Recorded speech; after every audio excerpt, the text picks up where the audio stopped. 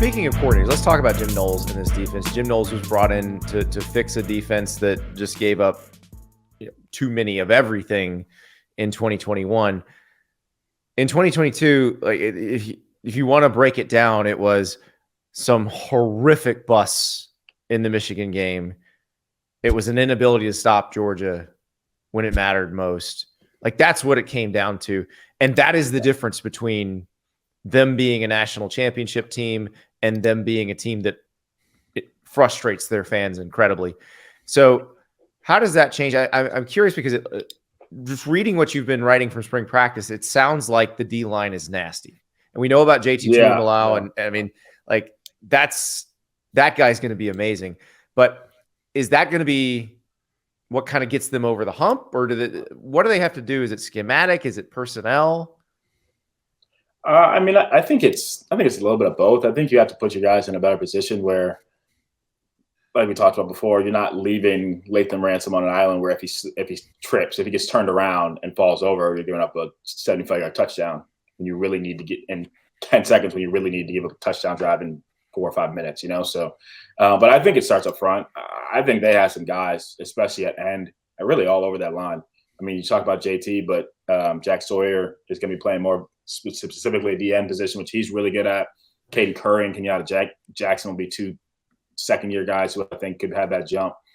And then inside, you saw Mike Hall when he was healthy last year. I mean, he was a terror when he was healthy. So I think they have a lot of guys up front, but I think they finally added some depth in the secondary. You had to go in the transfer portal and find some guys, and they love Davison I couldn't even pronounce his name, Benison or something like that, from Ole Miss. Yeah. But they love him. And he looks every bit as good as everybody said when he came out from Ole Miss. Yeah, that's you know who I'm most curious about on Ohio State's defense? And then you said his name already. But like Jack Sawyer, when he got recruited, he was supposed to be a Bosa. You know what I mean? Like, that's like what people thought he was going to be. And, he's had his moments, but, do you think that is still on the table? And, not being Joey or Nick Bosa, but being a complete and utter game wrecker off the edge that you feel on every snap? Yeah, I think so. I think you saw it at times last year, but I think he struggled last season because they tried to play him in like this Jack, what they call a Jack role, which is like a hybrid end, and it just didn't work. I think he had his head in playing DN and Jack and trying to learn both. I think this year, when you just let him play DN and let him be that guy, I think he will have a really good year. You just want to see he had really good numbers last year. You just didn't really see it because it was just like sporadic. Like, he didn't have that JT against Penn State game. That's what you're looking for from Jack. Yeah, and when you were when I was covering the Bosas, it was every game.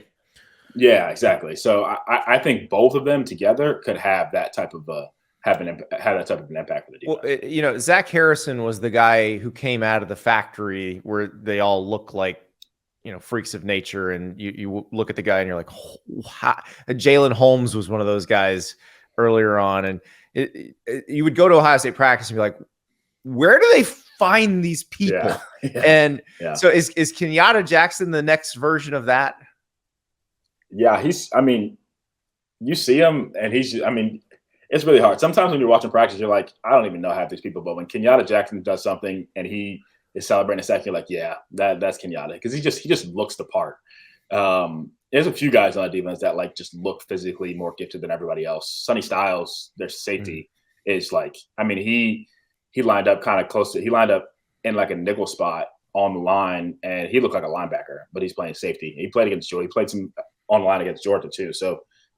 He's another one of those guys who physically is just so physically gifted, and I think he's only like 18 years old. So, and Sonny Styles, by the way, is the name of a superstar. Yes. It doesn't. I don't know if it's at football, at folk music. Like, that is a superstar at something. If your name's Sonny Styles. Yeah. How much have you been hearing CJ Hicks' name? Yeah, a lot. We heard a lot early in spring practice. I don't think they know exactly where and how they want to use him yet. They're waiting a lot for the fall to see what they do with the Jack spot. I think they may try to use him there because he was a guy who you have Tommy Eichenberg back, you have Steele Chambers back, and then you have Cody Simon. So this is 3 linebackers truly in front of him right now. I think they want to get him on the field, but it's a matter of where and how, or where and when. I'm not there every single day, but is this like the next Ohio State linebacker nightmare where you have young, talented players that are just oozing with playmaking ability that just can't get on the field because everybody keeps coming back at the position? It's like, why is CJ Hicks not a number one linebacker right now? Like, I thought that he was one of the biggest recruiting gets they've had in the last 2 or 3 years.